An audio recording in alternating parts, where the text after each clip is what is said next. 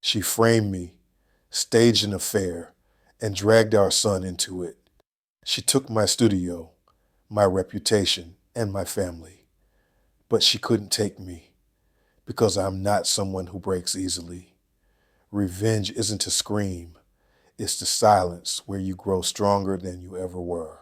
Dear friends, your comments and support mean the world to us. Like this video, and right where you are watching us from, the night before it all burned down, I was in the booth adjusting a hi-hat, that metallic whisper. Too sharp, too smug. Funny how a sound can mirror a person. Tiffy had laid it in herself, said it gave the track teeth.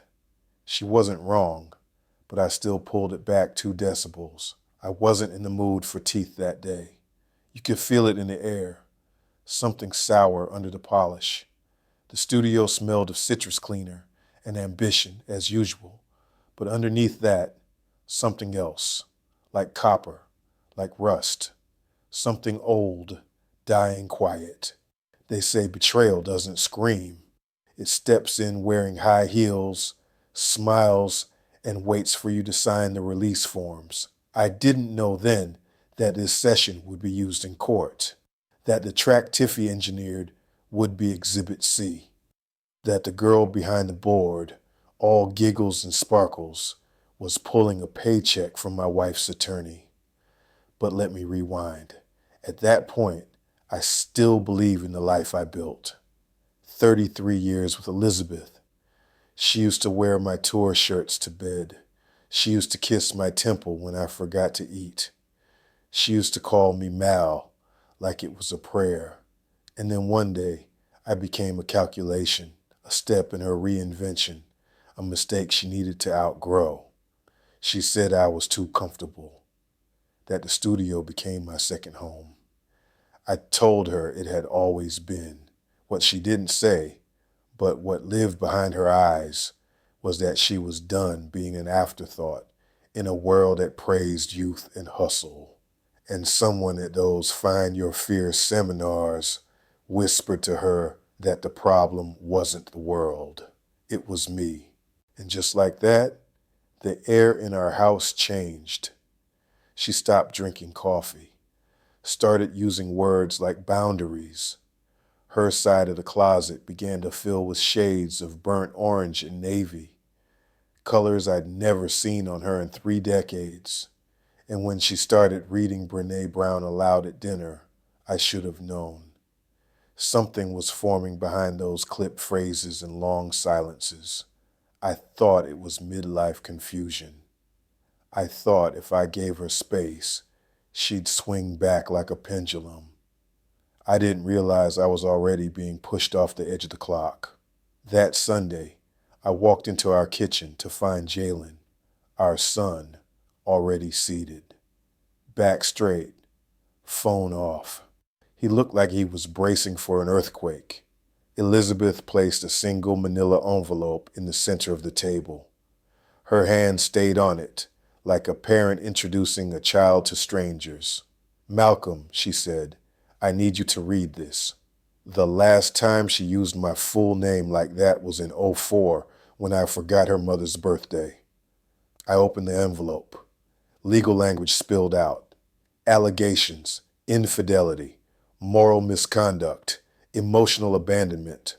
At first, I thought it was a joke, some twisted exercise from her therapy group. Then I saw the notary stamp. I looked up, searching for Jalen's eyes. He wouldn't meet mine. Liz, I said, voice catching. What is this? She stood there. No trembling, no hesitation. It's clarity and consequences. She had rehearsed that line. I could hear the echo of someone else's voice in it. You're divorcing me?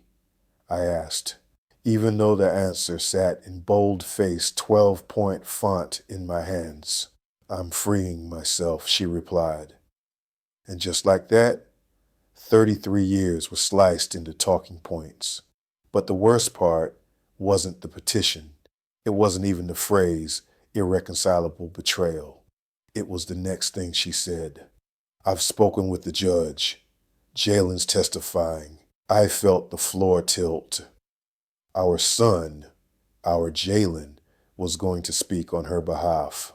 My fingers clenched the edge of the envelope so tightly I nearly tore through it. My vision blurred, not from tears, but from something deeper, a kind of rupture behind the eyes. I wanted to scream, flip the table, ask him why, but I didn't. I did what men like me are trained to do. I stood up, walked to the sink, and ran cold water over my hands until the shaking stopped. And then I asked one question. Who is Tiffy Marin? That got her attention.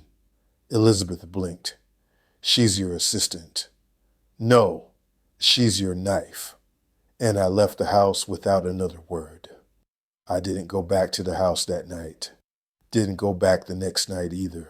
I slept in the studio's green room with a rolled up hoodie for a pillow and a bottle of water that tasted like nothing.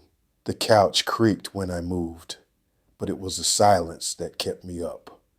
When a marriage ends, the world doesn't shout about it. It just grows quieter until you forget what warm sounds like. My phone buzzed at 8:42 a.m. A text from Jalen. I didn't want to take sides, Dad, but she showed me something, a video. I stared at the screen like it had slapped me. A video. There's the kind of dread that doesn't scream. It knocks quietly on the inside of your rib cage and says, "You already know, don't you?" I called him 3 times. No answer. Left a voicemail I barely remember recording. I must have said his name 6 times in it. And then I remembered the night with Tiffy. It had been 2 weeks ago, maybe 3, a Thursday. She'd asked me to look at her paintings, said she wanted feedback on a concept piece she was working on for a gallery in Echo Park. I should have said no. I never should have stepped into that apartment. But she'd been persistent, said it would mean a lot. Tiffy was one of those girls who wore art like armor. Big earrings, paint-smudged jeans, and those fearless eyes that didn't belong to someone barely out of college. She made herself small when she spoke to you, humble, until you turned around, and then she was 10 feet tall again. I came by around 9 p.m. Her place smelled like eucalyptus and cinnamon. The walls were covered in unfinished canvases, colorful chaos. She handed me a glass of wine, red, smooth, laced with something I didn't taste until I was halfway done. The rest, blurry. I remember sitting on the couch. My limbs went loose, but my mind stayed sharp. That's the thing with whatever she used. It froze the body before the brain. I remember her voice, lower than usual. I remember her hand on my chest. I remember saying no, and I remember the click, that little click of a phone camera being turned on, followed by a soft whisper, "Relax, Malcolm. This is just for me." My body said yes, because it couldn't say anything at all. But my eyes, they said everything. They were terrified, and wide open. That's what she showed Jalen, a man who looked like he was cheating, when really he was trapped inside his own skin. It didn't matter. The image did the damage. Tiffy never called me again after that, never came to the studio. Her badge stopped working 2 days later. At the time, I thought she'd quit. Now I knew better. I staggered back into the control room, grabbed the mixing board like it could anchor me. I replayed the memory frame by frame, searching for a clue I'd missed, a look, a phrase, a flicker of guilt. But Tiffy had been perfect, too perfect. Elizabeth had planned this with her. That much was clear. And not just weeks ago, months. They had rehearsed every step, planting the idea, scheduling the night, recording it, storing it, using it. This wasn't just betrayal. This was strategy. They say every man has a breaking point. Mine came that Saturday at 4:03 p.m., standing in front of my own mailbox, holding an envelope from Elizabeth's lawyer. Inside were papers requesting exclusive rights to the house, half my royalties, and full custody of Jalen's legal decisions, even though he was 27. It was war, but I wasn't ready to fight. Not yet. Not when the ground had just cracked open beneath me. So I drove. No destination. Just asphalt, radio off, and silence thick as syrup. I passed corners I hadn't seen since the 90s. Billboards with my artists on them, my fingerprints erased and recolored. The city had moved on from me while I wasn't looking. My car stopped outside a diner I used to hit after late sessions. The coffee was weak. The memories weren't. Inside, a waitress named Carmen squinted at me like she knew me from somewhere. She did. She just didn't say it. I took a booth near the back, nursed a mug until the sun dipped behind the buildings, and somewhere between sips, the first thought came. Not revenge, not hate, just clarity. Elizabeth had weaponized the one thing I never thought I'd lose. My name. She'd built her new identity on the ashes of mine. But the one thing she didn't realize, what all manipulators forget, is this: the truth waits. Even if you bury it deep, it doesn't rot. It grows teeth. The next morning, I walked back into my studio, not as a producer, but as a man crawling through his own wreckage. I didn't touch the console. I just sat there in the velvet blue silence and let my mind rake through the debris. I thought about how Elizabeth used to bring me coffee during late night mixes, the way she'd rest her hand on my shoulder without saying a word. I thought about how she once swore she believed in me more than I believed in myself. I thought about the hollow shell she'd become, this sharp-tongued version of herself, parroting therapists and life coaches as if wisdom came prepackaged with hashtags and podcasts. And I thought about the video, the damning, deliberate, manipulated footage. I pulled out my laptop and opened a private folder on the studio server. I hadn't looked at the surveillance logs in weeks. The system wasn't exactly high-tech, but we kept cameras on site for equipment insurance, and it hit me like a jolt of static. The wine glass. When I'd left the studio that night to visit Tiffy, I'd handed her a flash drive with the day's raw vocal stems. I remembered clearly now. She'd asked me to wait a second while she ran back to the sound booth. She'd left the drive on the board and slipped into the back room. The camera above the mixing desk was motion triggered. I pulled up the footage. There she was, Tiffy Marin, in full color, high definition. But not the version with the soft voice and doe eyes. This version moved with purpose. She pulled out her phone, unlocked it, and took a picture of the screen where my name was logged in the system. Then she opened the session folder, copied files to her own USB, and this part made my stomach twist. She pulled something out of her purse and placed it carefully under the desk. It was a small bottle, clear, plastic, half full of amber liquid. She tucked it behind the leg of the soundboard, wiped her hands, and smiled at the camera like she knew no one was watching, except now I was, and that changed everything. If I could prove she'd tampered with materials, used studio time for personal gain, and potentially drugged me, maybe, just maybe, I had a sliver of a case. It wasn't enough to win in court, not yet. But it was enough to crack the perfect narrative she and Elizabeth had stitched together like a velvet lie. I needed more. So I made a call I hadn't made in years. To Deshaun Carter, an old client, once my biggest R&B act, before he flamed out in rehab and reality TV. Now he ran a digital forensics company downtown. Said it helped to keep him out of the bottle and inside the bites. We hadn't spoken since his third divorce. Malcolm Trevor's, he said, picking up after 2 rings. Either someone died or you're sitting on a landmine. Which is it? I told him about Tiffy, about Elizabeth, about the video. There was a pause, then, bring me the footage. I'll see what kind of skeleton's rattling inside that frame rate. I grabbed a hard drive and headed across the city, the sun glaring down like it had questions of its own. Deshawn's office smelled like peppermints and ambition. He watched the footage 3 times, fingers steepled beneath his chin. Then he leaned back and grinned. She's sloppy, he said.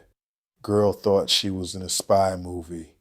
Didn't wipe fingerprints, didn't block the timestamp, and he clicked a few keys. Looks like she was texting someone right before she spiked that glass. You get me that bottle, and I get you chemical traces. She left it at her apartment, I said. Then go get it. You think I can just knock on her door and ask? He leaned forward. No, I think you already know who has it. My stomach dropped. Elizabeth. If the bottle existed, she had it, or knew where it was, and she would never give it up. Unless I pulled into the parking lot of our house, her house now, and just sat there, watching the windows. It was sunset, the light casting long shadows across the front walk. I knew her schedule. She would be at her book club until 9. I still had my key. The house was quiet, colder than I remembered. No music, no scent of cinnamon candles she used to burn. Just a clinical smell of citrus cleaner and something sharper, something like bleach. I moved through the living room like a ghost, bypassed the kitchen, and headed for the hall closet. Elizabeth kept a small safe in the back, hidden behind photo albums. I knew the code. I had set it 20 years ago. Inside were legal documents, jewelry, USB drives, and a sealed plastic evidence bag containing the same small bottle I had seen in the video. My hands trembled as I lifted it. Amber liquid still sloshed inside. I didn't hear the front door open, but I felt the silence shift behind me. Looking for something? Her voice, steady, precise, cut through the air like a scalpel. I turned slowly. Elizabeth stood in the hallway, arms crossed, no surprise on her face. She had expected this moment. I just wanted to see what truth tastes like, I said, holding up the bottle. She didn't blink. Be careful, Mal, she said. You start digging too deep. You might not like what you find. I met her eyes. For the first time in weeks, I didn't see the woman who once made me Sunday waffles. I saw the architect of my undoing. I already found it, I said, and it's uglier than I imagined. I didn't sleep that night. Not because I was afraid, because I was done being afraid. I sat in the parking lot of a 24-hour drugstore with that little bottle glowing under my dashboard light, like a radioactive secret. My hand still smelled like Elizabeth's perfume. She'd walked so close, I could feel the breeze of her movements, calculated and unbothered, like this was just another dinner party she had orchestrated. She didn't try to stop me. She let me take the bottle, which meant one of 2 things. Either she thought it was meaningless, or she already had something worse. I wasn't sure which scared me more. By 6 a.m., I was back at Deshawn's office. His lights were already on. The man never really stopped working. He just switched obsessions every few years. I placed the bottle on his desk like it was a loaded weapon. You get your fingerprints on it, he asked. No gloves, but I held it by the edges, inside the bag. He nodded, already pulling out a case with swabs, gloves, and a tiny UV scanner. If she's smart, She wiped it down. If she's sloppy, like I think she is, we'll find more than we need. I watched as he ran the light over the cap, then the neck. A faint smear glowed green. Bingo, he said. Now give me 48 hours. I wanted to ask, what if we don't have 48? But I swallowed the thought. Instead, I asked something else. Can you recover deleted texts? He looked up. From what? Tiffy's phone. You have it? No, but I know where she plugs in. His eyes lit up. Studio tower. Bingo. The studio wasn't supposed to be open that day. I'd given the engineers the weekend off, but the building manager let me in without question. I said I was checking for a leak in the roof. That was partially true, if you count moral rot as water damage. I fired up the main tower, praying the autosync hadn't wiped the cache. Tiffy used this bay often. She never logged out. Probably didn't think she needed to. It took me 20 minutes to break into her backup folder. The girl was clever, but she was still 24. Her passcode, Tiffy M2020. God bless ego. Inside her private directory were screenshots, texts between her and a contact saved as E.T. Elizabeth Trevors. I read them all, every poisonous line. Tiffy, he's coming over Thursday. I'll doze him halfway in.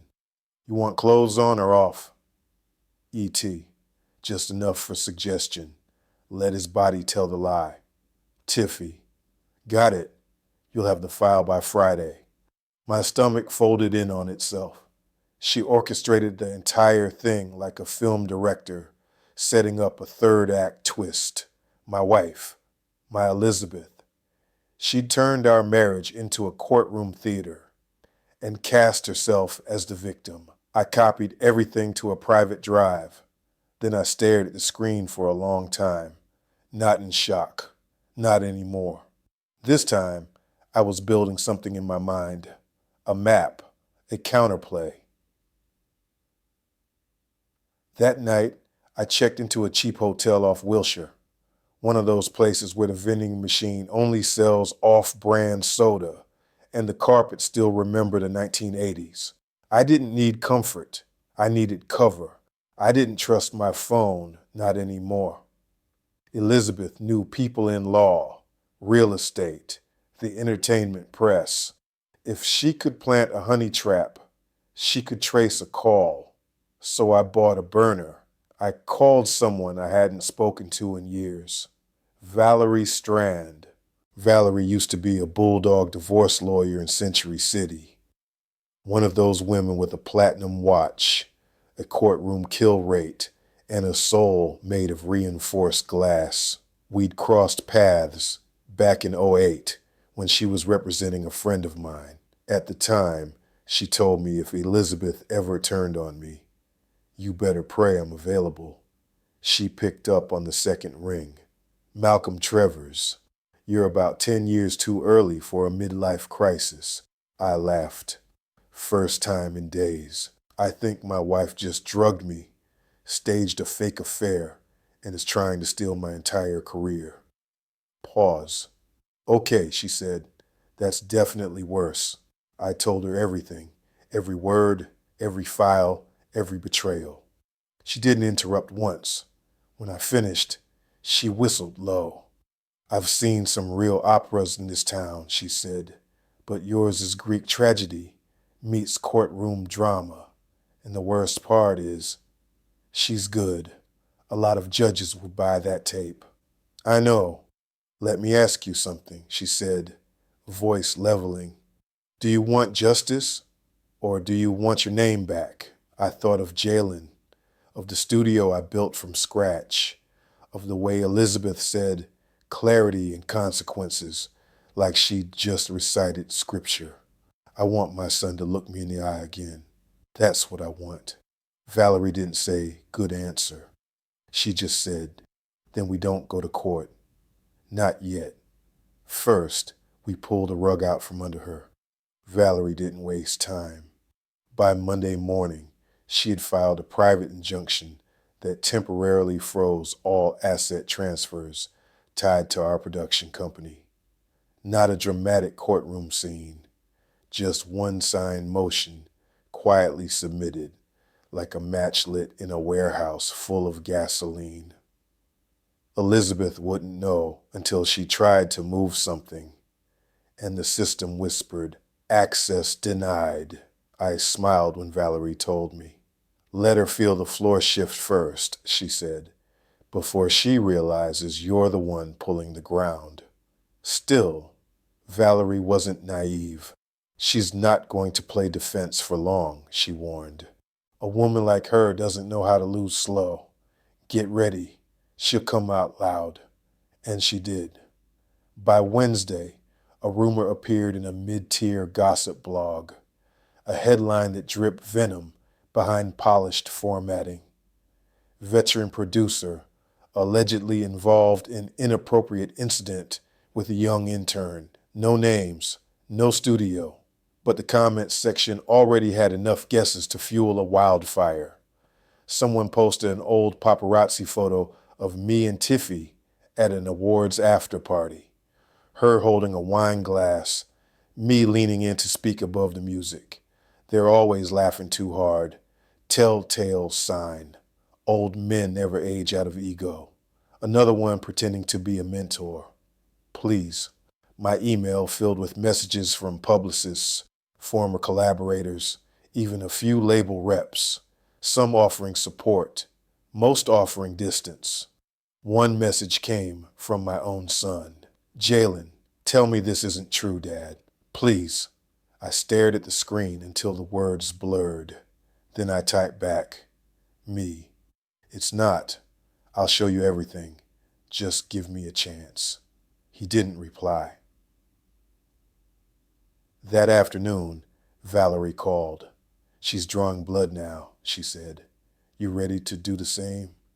I thought we were playing the long game. We are. But that doesn't mean we don't answer. She had a plan. Not revenge, not scandal, just truth, calculated and undeniable. We leaked the footage from the studio, Tiffy copying the files, planting the bottle without commentary. No statements, no threats, just a grainy video posted anonymously in the right Discord server for studio engineers, where things like this spread faster than fire in a velvet curtain. And that's exactly what we did. By Friday morning, it had been reshared on 3 forums, picked apart by audio nerds, and passed to 2 journalists known for industry whistleblowing. One thread went viral. Girl Jack's producer stems, drops something under the desk, and then vanishes. That's not studio etiquette. That's espionage. Someone zoomed into the timestamp, matched it to a late-night studio session on Tiffy's portfolio. Someone else cross-referenced her Instagram, where she'd posted a wine and art selfie the same night.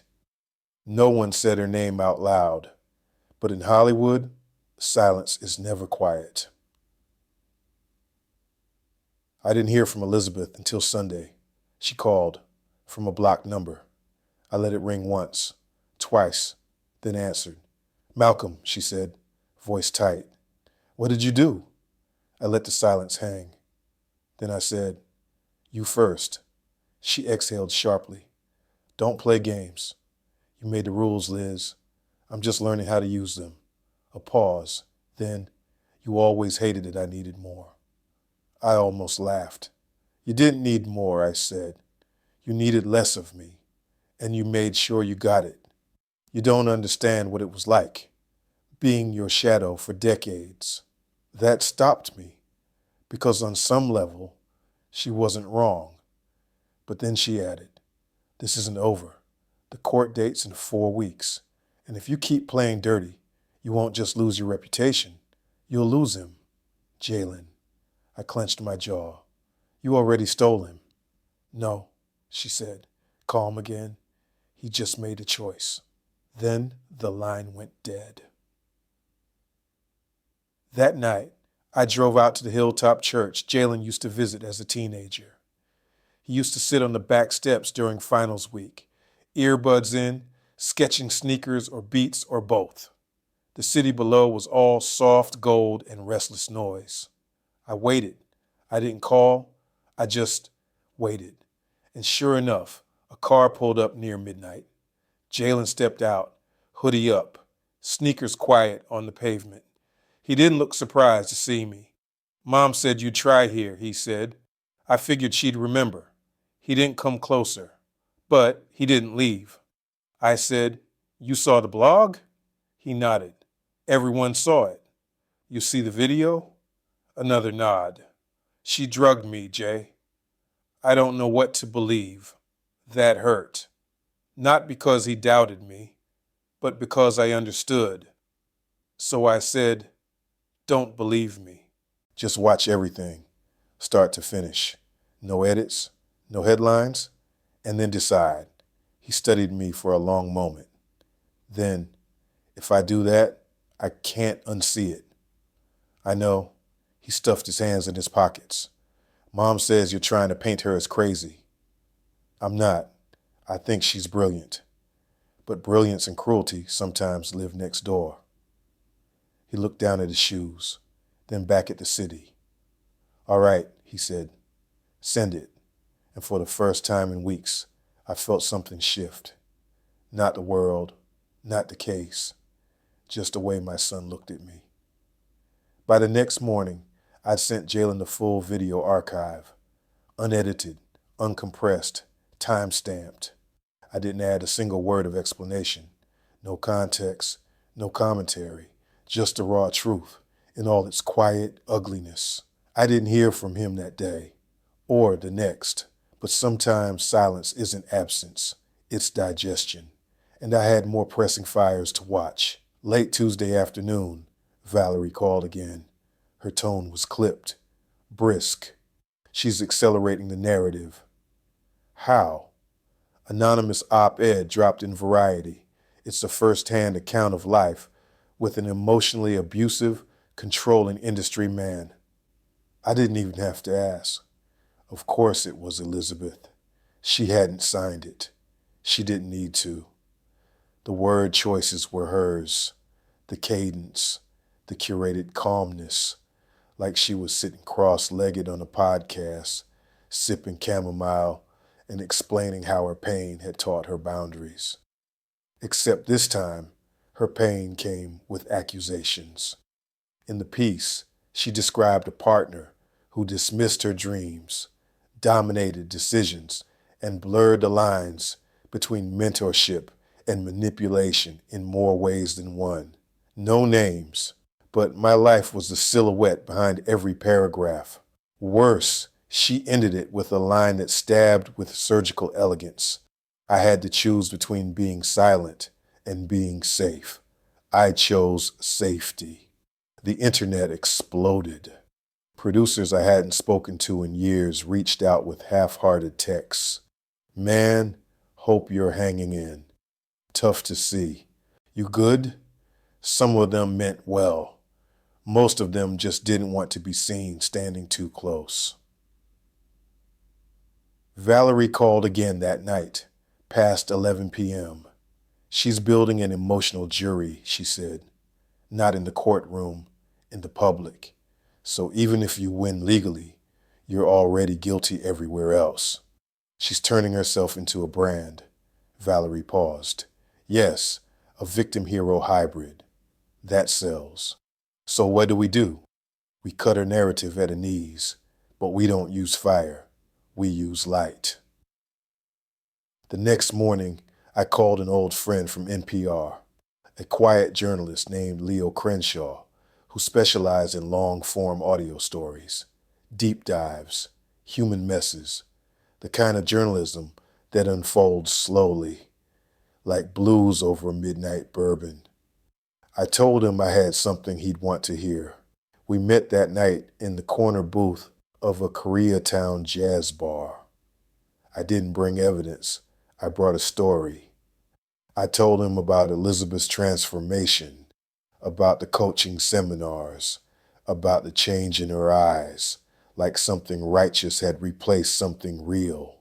I told him about the video, about Jalen, about the studio, and the silence that echoed louder than any proof.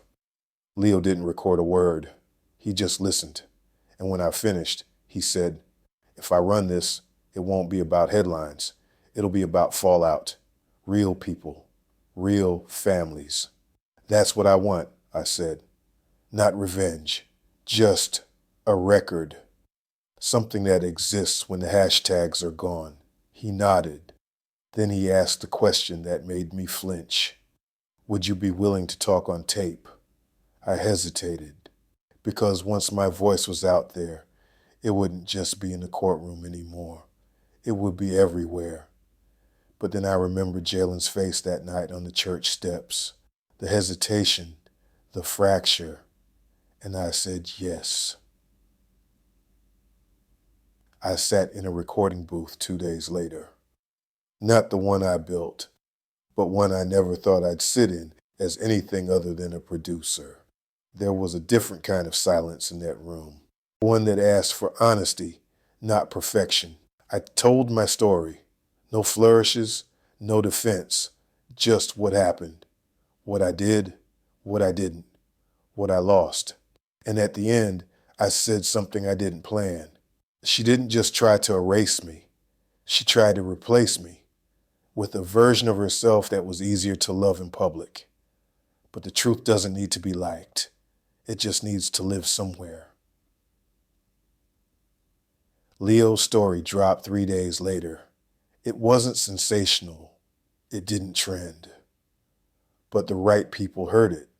It ended up on a journalist Slack group, then in a podcast about media accountability, then in a quiet email chain among female publicists who used to work with Elizabeth and had stories of their own. And then one morning, I opened my inbox to find a message that simply read, "I believe you, Jalen." That line hit harder than any blow Elizabeth had ever landed, because that meant the spell was cracking. The boy I raised, the one who used to build Lego towers beside my mixing desk, had seen the truth with his own eyes and chose it. That weekend, Elizabeth filed an emergency motion with the court. She claimed defamation. She accused me of manipulating the media to retaliate. Valerie responded before the ink dried. We countersued for malicious prosecution. That shook her. And for the first time in months, I saw Elizabeth blink. The day after Elizabeth filed her emergency motion, the courtroom felt colder than usual. Even the judge's robe seemed heavier, like the room knew it was about to host something toxic. She sat across from me in a crisp navy dress, gold pin at the collar, immaculate, unreadable. Her hands were folded neatly. Her expression, that same serene defiance she'd been practicing since the moment she decided to annihilate me under the banner of growth. The motion was denied, not because the judge believed me, but because the court hadn't finished reviewing the video. But Elizabeth didn't flinch. She didn't need a win. Not in the courtroom, because she had something better. Time, and time, when wielded with cruelty, cut slower but deeper. That night, I came home to my temporary apartment and found a package slid under the door. No return address. Inside, a glossy portfolio, Elizabeth's signature on the last page. Inside it, a settlement offer. She'd revised her original terms. This time, she didn't want half my royalties. She wanted everything tied to my name, the studio, my publishing company, and my catalog, every track I'd ever touched in 30 years, all in exchange for dropping the public allegations and pulling Jalen out of the deposition. I sat there, the light still off, reading the fine print by the spill of a street lamp through dirty blinds. It wasn't a legal proposal, it was blackmail. just smartly dressed. She was daring me to burn my life to save my son. And somewhere in me, I felt myself wobble.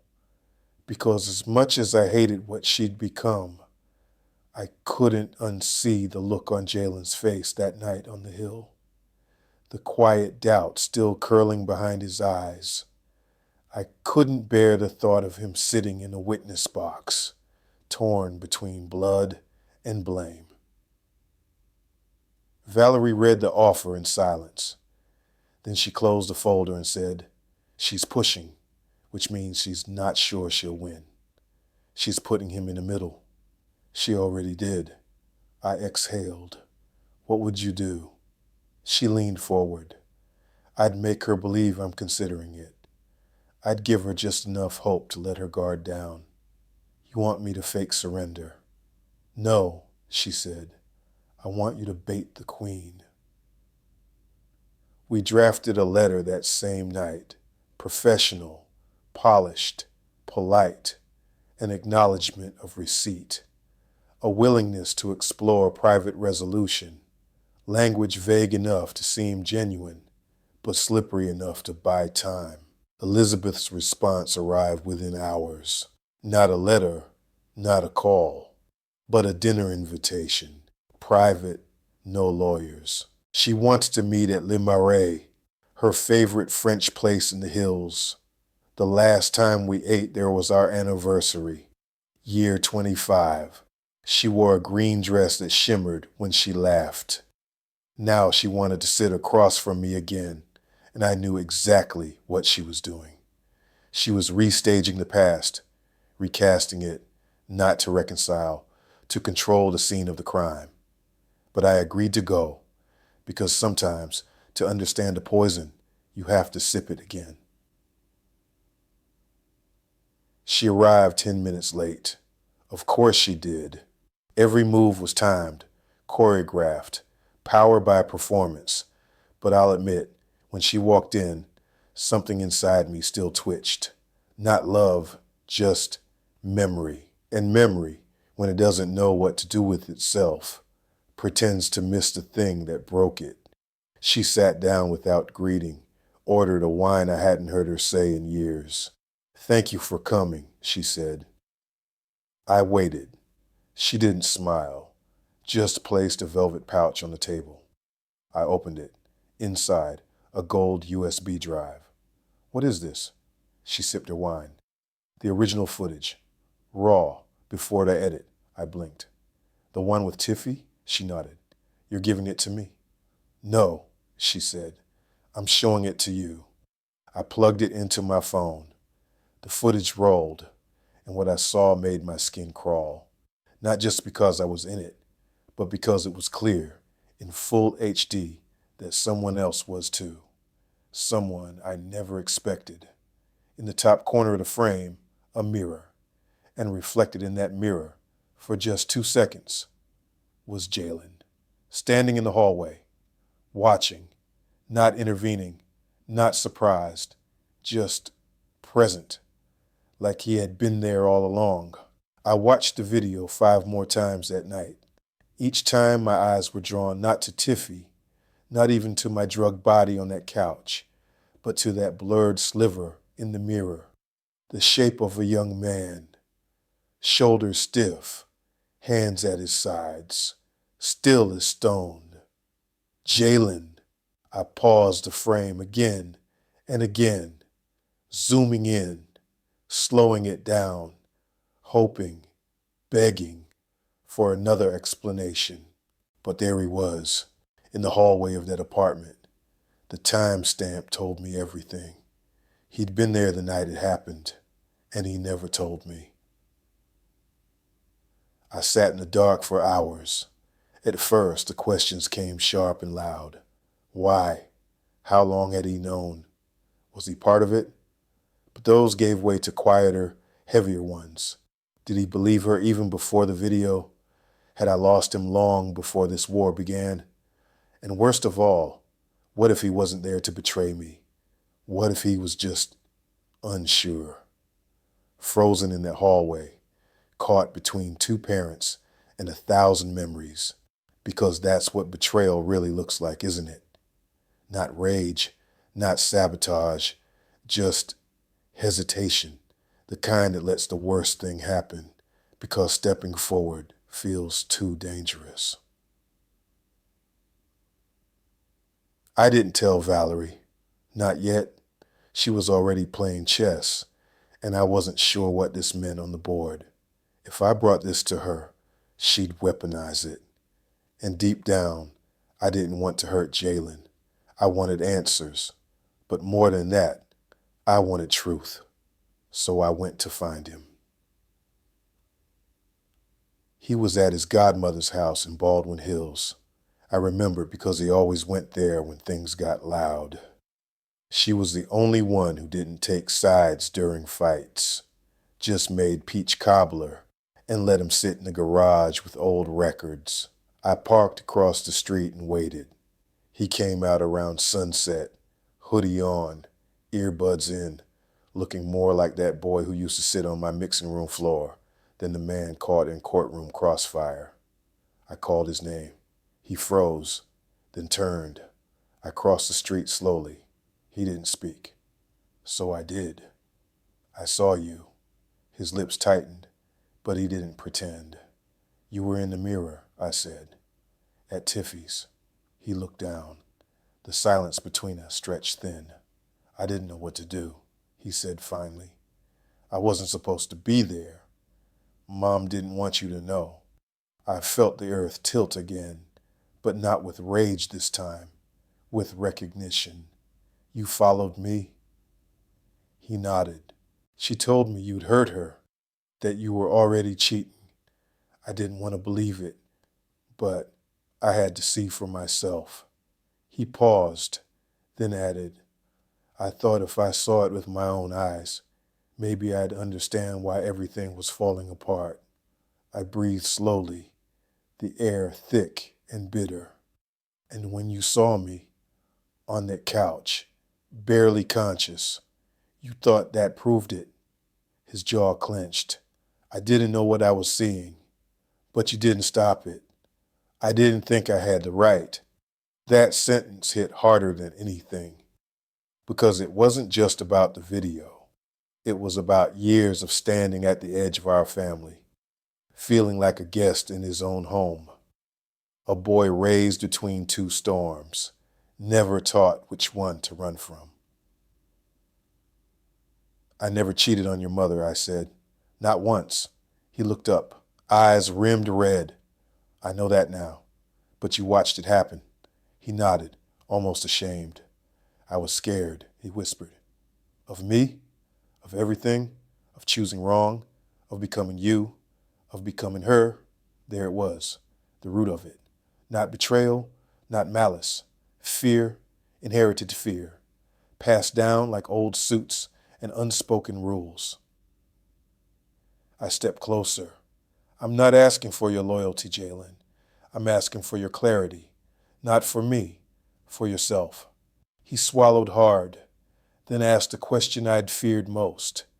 Do you still want to fight her? I looked at him, my son, my mirror, my memory, and I said, yes, even if it breaks the last pieces of us. I didn't answer, because I didn't know. That night, I sat in my apartment with the settlement folder on the table again. The pen lay beside it. All it would take was one signature to stop the bleeding. No trial, no cameras, no more smear campaigns, but also no vindication, no legacy, no justice, just silence. I opened the folder, stared at the line with my name printed cleanly beneath it, and for a moment, my hand twitched. The next morning, the press release hit my inbox before the sun came up. Elizabeth Travers to host intimate conversation on emotional survival in a public marriage, sponsored by a women's media collective, live streamed across 3 platforms, guest moderator, a best-selling author known for the phrase radical accountability. It wasn't a press conference. It was a coronation. She was rewriting the story in real time, casting herself as the phoenix in me, as the arsonist who lit the match. I read every word. Not once did she mention my name. She didn't have to. The audience she was building didn't care about names. They cared about narrative. And hers was tight, beautiful, bloodless, the kind of story that sells tickets and books and speaking tours. Valerie called me at noon. You saw it? I did. She's going to own the conversation if we don't answer fast. She already owns it. No, Valerie said. She just thinks she does. There was a pause on the line, then a quiet breath. You have the footage, the testimony, the timeline. But the court of public opinion isn't built on proof. It's built on moments. I knew what she meant. One clean moment that slices through the noise. One scene that rewrites everything. So I showed up, uninvited, unannounced. At the back of the event, in a charcoal suit and quiet shoes, I slipped past the distracted coordinator and took a seat near the last row of folding chairs. The stage was small, the lights warm, the vibe curated to the inch. Votive candles, velvet chairs, honey tones of violins in the background. Elizabeth sat in the center, elegant as ever, hair swept up, hands resting in her lap like she had nothing to prove. The moderator opened with gentle applause. The audience followed, women in soft blazers, men in statement glasses, interns with ring lights. Then came the first question. You've been called brave for telling your truth. But do you ever feel like truth is a moving target? Elizabeth smiled, the kind of smile that says, I've been waiting for this line all week. I think truth lives in the body, she said, and my body knew for years that something was wrong, even when I couldn't name it. The audience nodded, murmured, what did it cost you to finally walk away? She looked down, just for a moment, a perfect moment, then said, everything, but it was the right thing, because it bought me myself. Applause. Cameras clicked. Somewhere in the front row, someone wiped away a tear. And that's when I stood up. Not angry, not dramatic, just steady. All heads turned. Her eyes found mine. And for the first time in this whole war, I saw something flicker. Not fear, not guilt, just surprise, because she hadn't written me into this scene. Elizabeth, I said, calm as polished glass, do you mind if I ask you a question? The moderator stammered, reaching for her mic. Elizabeth raised a hand, silencing her. Go ahead, she said. We believe in voices here. I stepped forward, past the cameras, past the tension, until I stood at the edge of the soft-lit circle. What does truth feel like, I asked, when it's caught in a mirror you forgot to erase? Silence. You could hear a phone drop in the back row. Elizabeth blinked once, and in that blink, I knew. She remembered the mirror. She remembered what it showed. What are you implying? She asked, voice still steady, but the edge was showing now. I'm not implying, I said. I'm remembering. And so is Jalen. A wave moved through the room. One syllable, his name. Her armor cracked. I didn't press further. I didn't raise my voice. I just nodded and left. No mic drop. No applause. Just a quiet understanding that now her narrative had a hole big enough for truth to crawl through. I walked out into the sun. It was brighter than I expected, and for the first time in months, I didn't feel like I had to run to explain myself. I just had to keep walking. The next morning, the press release hit my inbox before the sun came up. Elizabeth Travers to host intimate conversation on emotional survival in a public marriage, sponsored by a women's media collective, live streamed across 3 platforms. Guest moderator, a best-selling author, known for the phrase radical accountability. It wasn't a press conference. It was a coronation. She was rewriting the story in real time, casting herself as the phoenix and me as the arsonist who lit the match. I read every word. Not once did she mention my name. She didn't have to. The audience she was building didn't care about names. They cared about narrative. And hers was tight, beautiful, bloodless, the kind of story that sells tickets and books and speaking tours. Valerie called me at noon. You saw it. I did. She's going to own the conversation if we don't answer fast. She already owns it. No, Valerie said. She just thinks she does. There was a pause on the line, then a quiet breath. You have the footage, the testimony, the timeline. But the court of public opinion isn't built on proof. It's built on moments. I knew what she meant. One clean moment that slices through the noise. One scene that rewrites everything. So I showed up, uninvited, unannounced.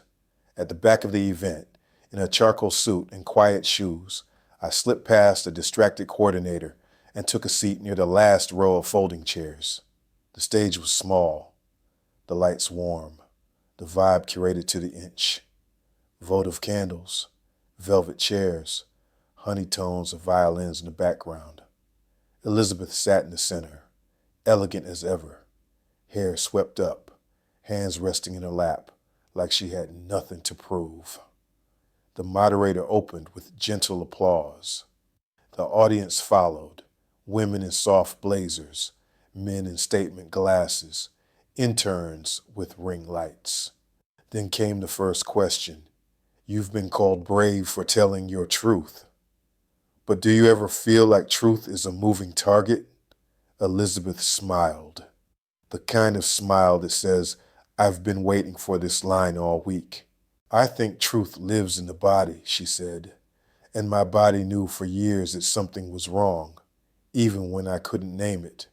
The audience nodded, murmured, what did it cost you to finally walk away? She looked down, just for a moment, a perfect moment, then said, everything, but it was the right thing, because it bought me myself. Applause. Cameras clicked. Somewhere in the front row, someone wiped away a tear. And that's when I stood up. Not angry, not dramatic, just steady. All heads turned. Her eyes found mine. And for the first time in this whole war, I saw something flicker. Not fear, not guilt, just surprise, because she hadn't written me into this scene. Elizabeth, I said, calm as polished glass. Do you mind if I ask you a question? The moderator stammered, reaching for her mic. Elizabeth raised a hand, silencing her. Go ahead, she said. We believe in voices here. I stepped forward, past the cameras, past the tension, until I stood at the edge of the soft-lit circle. What does truth feel like, I asked, when it's caught in a mirror you forgot to erase? Silence. You could hear a phone drop in the back row. Elizabeth blinked once, and in that blink I knew. She remembered the mirror. She remembered what it showed. What are you implying? She asked, voice still steady, but the edge was showing now. I'm not implying, I said. I'm remembering, and so was Jalen. A wave moved through the room. One syllable, his name. Her armor cracked. I didn't press further. I didn't raise my voice. I just nodded and left. No mic drop, no applause. Just a quiet understanding that now her narrative had a hole big enough for truth to crawl through. I walked out into the sun. It was brighter than I expected, and for the first time in months, I didn't feel like I had to run to explain myself. I just had to keep walking. End of chapter 3. В следующей главе кульминация. Малкольм получает неожиданную помощь от прошлого врага. Элизабет готовит последний удар, и он куда ближе к дому, чем кажется. Это будет поворотная глава, где решается, кто победит, история или реальность. Вы сказали: ок, чат GPT сказал, отлично. Переход к chapter 4, кульминации, начинается прямо сейчас. В этой главе ставки достигнут предела. Малкольм столкнется с неожиданным союзником из прошлого. Элизабет нанесет свой самый разрушительный удар. И все, что казалось прочным, начнет рушиться, включая доверие, наследие и сам смысл борьбы. Готовлю парт 1. Скоро пришлю. Вы сказали ок, чат GPT сказал, начинаю кульминацию. Ниже, chapter 4, парт 1. Chapter 4. The Collapse. We both planned for part 1 of 3. It was a Wednesday when the past knocked on my door. Not metaphorically, not in the poetic memory-soaked way. I mean an actual knock. 3 sharp raps on the wood just after noon. I opened it to find Silas Marin on my doorstep, Tiffy's father, and one of my oldest rivals. He stood there in a crisp jacket that didn't match the weather, holding a small black notebook and a look that belonged in a chess match, not a conversation. "Malcolm," he said, "we need to talk." I hadn't seen Silas in 12 years. Last time we were in the same room, we nearly came to blows over a canceled album deal and a Grammy that went to the wrong man. He'd always been sharper than me, more calculating, but also colder, like he was always 10 steps ahead and didn't care if the people behind him were falling off the board. "What do you want?" I asked. He lifted the notebook. "Closure." We sat across from each other in my living room. I didn't offer him coffee. I didn't need pleasantries, not with someone whose daughter helped orchestrate the most precise character assassination of my life. He opened the notebook. Inside were photos, notes, phone records. I recognized some of them. Timestamps from studio security. Texts pulled from Tiffy's cloud. "How did you get these?" I asked. He gave a humorless smile. "I'm still her father, and I still have access to the phone plan." I didn't know whether to be disgusted or grateful. "Why now?" I asked. Silas folded his hands. "Because she came to me last week, in tears, not out of guilt, but out of fear." "Fear of what?" He leaned forward. "Elizabeth." I didn't breathe. "She told me this was supposed to be a one-time play," Silas continued. "Capture the moment, deliver the footage, walk away." But Elizabeth didn't just want a divorce. She wanted a legacy rewrite. I stared at him. "She's building a brand." "Exactly," he nodded. "She's turning your erasure into a business model." Silas sighed. Tiffy didn't sign up for that. She thought she was helping a wounded woman. Now she's caught in a media machine with teeth. "Why are you helping me?" He looked me dead in the eye. "Because when she crashes, I don't want her taking my daughter with her." The new evidence was damning. Screenshots of encrypted payment transfers from a Shell, LLC, tied to Elizabeth's former assistant. Photos of Tiffy outside Elizabeth's rental property on the nights she claimed she was out of town. And the most valuable piece, a recorded voicemail. Elizabeth's voice, sharp and unmistakable. "We need to make sure he never speaks in public again. I don't care how we do it. Just make it believable." Valerie listened to it 3 times. No emotion, just cold attention. She overplayed her hand, she said. "This isn't just divorce anymore. This is premeditated reputational homicide." "We have to act," I said. She nodded. "I'll draft a motion for a malicious conspiracy." But Elizabeth struck first. Friday morning, I arrived at the studio to find the doors chained shut. A city notice posted on the glass. Noise violation, tax discrepancies, permit revocation. All bogus, but public. News trucks were already circling by noon. I stood in the sidewalk, staring at the only place I'd ever built with my bare hands. The place where I'd recorded every album, every heartbreak, every second chance. Closed, just like that. The headlines followed within hours. Trevor's studio shut down. Amid legal investigation, allegations continue to swirl around Shane producer. They didn't even need new material, just recycled language from a narrative she'd already won. I called Valerie. She picked up on the first ring.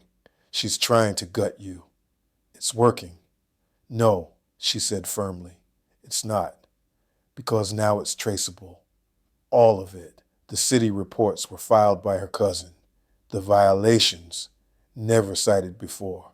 She panicked, and panic always leaves fingerprints. That night, I drove to the ocean, the one place she never followed me. I stood barefoot in the sand, wind cutting across my coat, and asked myself one question. What's worth saving when everything you built has already been burned? I didn't have an answer. Not yet, but I could feel it in the tide, in the cold rush around my ankles. Whatever came next, it wouldn't be survival. It would be resurrection. The first thing Valerie did was file a cease and desist against the city's closure notice. The second thing she did was schedule an interview, not with a tabloid, not with a podcast, but with The Atlantic. She said, if you want to reset the narrative, stop playing in her sandbox. Speak to the people who don't care about hashtags. Speak to the ones who read. I was hesitant. What if it backfires? Valerie looked at me over the rim of her glasses. Then we'll let the fire burn clean. The article went live 72 hours later.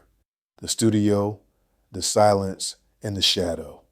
Malcolm Travers breaks his own story. It wasn't dramatic.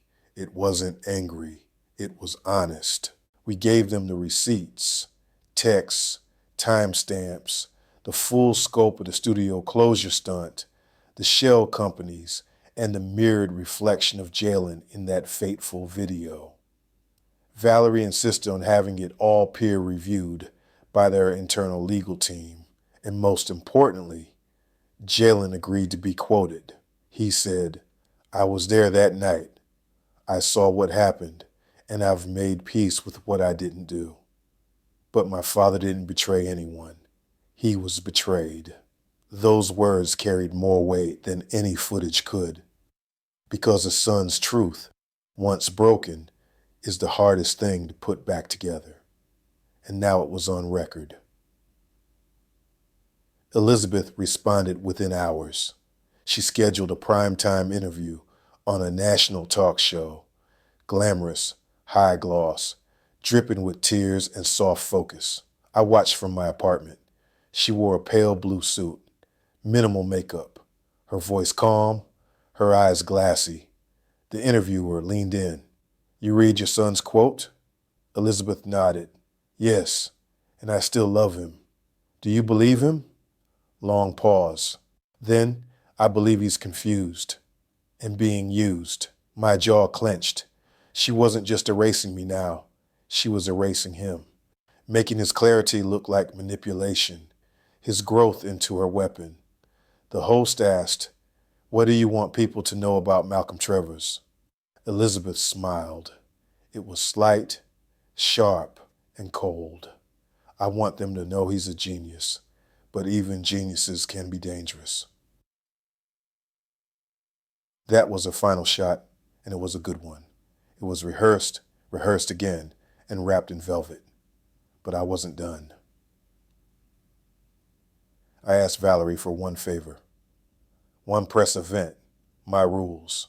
She raised an eyebrow. And where exactly do you want to do this? On the sidewalk. She blinked. I'm sorry. In front of the studio, where she tried to bury me. Valerie smiled. Now you're learning. We chose a Thursday. The press was already waiting. News trucks parked like vultures. Word had leaked that I was going to speak for the first time publicly. Some expected a breakdown. Others expected a performance. I gave them neither. I wore black. No sunglasses, no script, just a single photo in my hand, a candid of me, Jalen, and Elizabeth, taken outside that very studio 20 years ago. Jalen had both arms around us. His smile was missing teeth. I held it up and said, "This is the only narrative I care about." Then I turned to the crowd. I've been called dangerous, manipulative, abusive, a genius, a ghost. But the truth is, I'm just a man who made music and tried to build something that would last longer than noise. I paused, and some people couldn't handle that silence, so they filled it with their version of the story. Another pause. But silence isn't consent, and being quiet isn't the same as being guilty.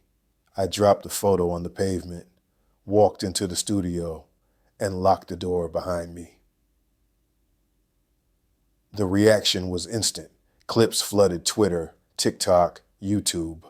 The speech was dissected, remixed, soundtracked, memed.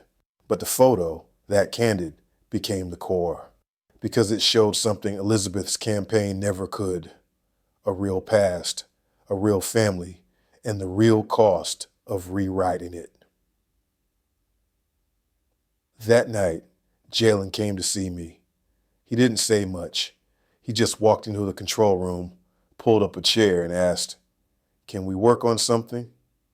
I didn't ask what. I just opened a new project file, and for the first time in over a year, the silence between us wasn't thick with pain. It was waiting. The courtroom was colder than I remembered. Clean, bright, deceptively quiet, like a chapel built for judgment. Valerie sat beside me, eyes sharp, lips still. She didn't say much that morning. She didn't need to. Everything we'd built, the timeline, the evidence, the narrative, was already in place. Elizabeth entered 10 minutes late. It wasn't an accident. She wore cream, no jewelry, hair pinned, not styled. The picture of composure, humility, and quiet strength. But her eyes didn't match the outfit. They were locked on me like a scalpel, deciding where to cut first. The judge called for silence. Opening statements began. Hers was clean, pointed. My client only wanted to reclaim her peace. What she received in return was a campaign of retaliation, distortion, and emotional damage. I didn't flinch. Neither did Valerie. She stood and said, "My client spent 30 years building a name. In 3 months, Miss Travers attempted to erase that name using staged evidence, false accusations, and a level of orchestration that would make a screenwriter blush." The gallery stirred, but the silence after was louder. The prosecution called their final witness near the end of day 2. We weren't given a name beforehand, just a number, witness number 7. The door opened, and in stepped Tiffy Marin. The gallery gasped. Even I stopped breathing. She looked different, smaller, makeup muted, clothes quiet. But her eyes were alive with something I hadn't seen in her before. Shame. Elizabeth's face turned toward her like a general awaiting reinforcements. But Tiffy didn't look back. She took the stand, raised her hand, swore in, then folded her hands in her lap and said, "I was told I was helping a woman recover her power. But what I was really helping was a plan to ruin someone who never wronged me." The judge leaned forward. The room tensed. Tiffy went on. She described the text messages, the video edits, the payment transfers, how Elizabeth had promised her no blowback, just a clean reset, how she'd been promised mentorship, spotlight, security, and how it all turned to dust when the truth began leaking through the seams. I didn't come forward because I was scared, she said, and because I thought I owed her. But I owed someone else more, myself. And then she turned to the gallery, to Elizabeth, and she said, "I'm sorry." It should have been a victory. It was, in the legal sense. But as we walked out of that courtroom into sunlight, I didn't feel triumphant. I felt tired, not broken, not bitter, just finished. The war was over.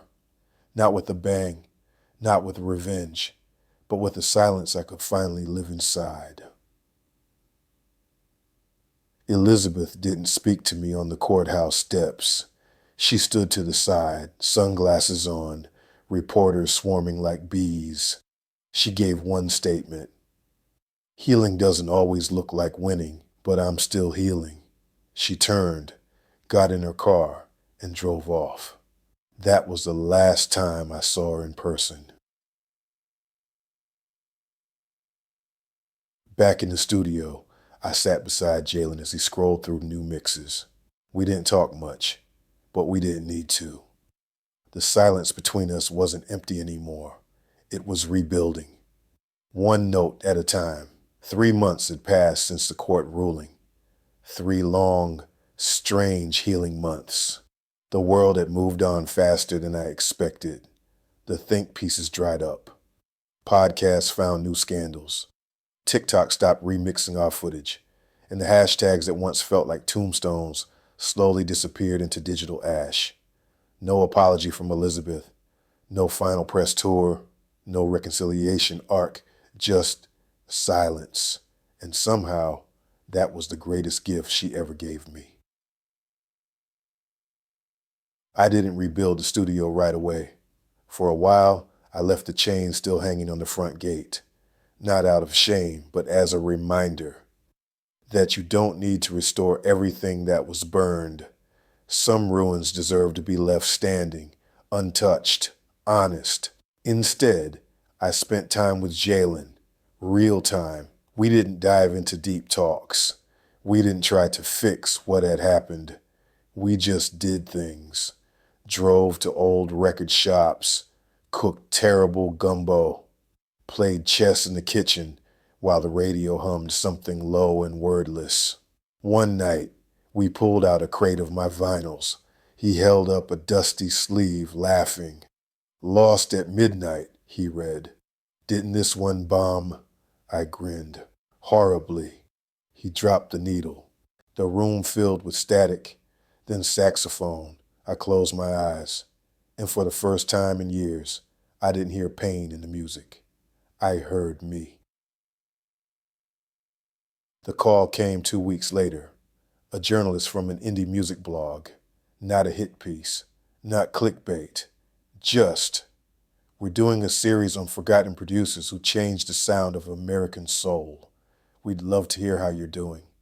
I almost declined, but something in her tone reminded me of what I used to be.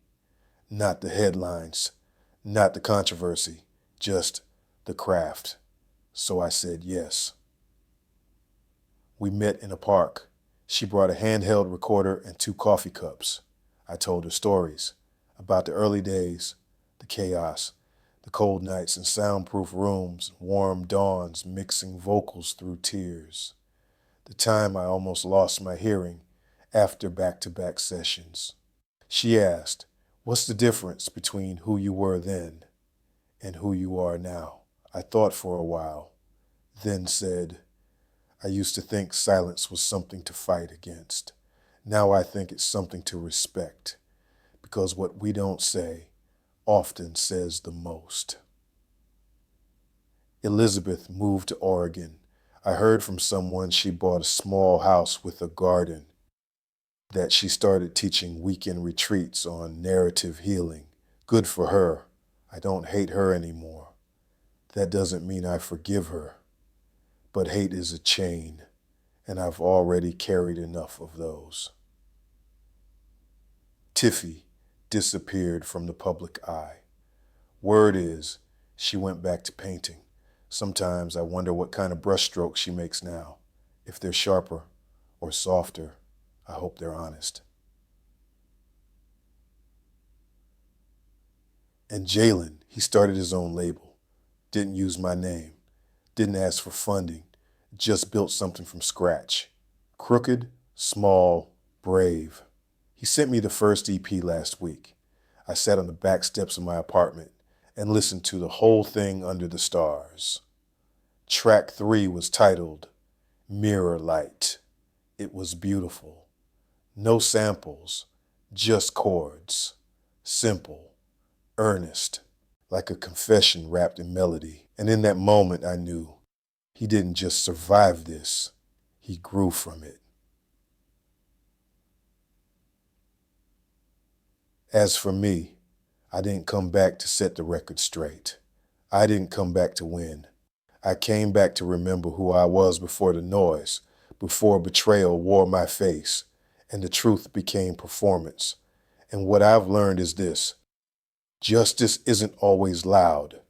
Sometimes it sounds like a quiet room and a clean waveform, like a father and son sharing headphones, like a song that nobody else hears, but you play it anyway because it's yours, and that's enough.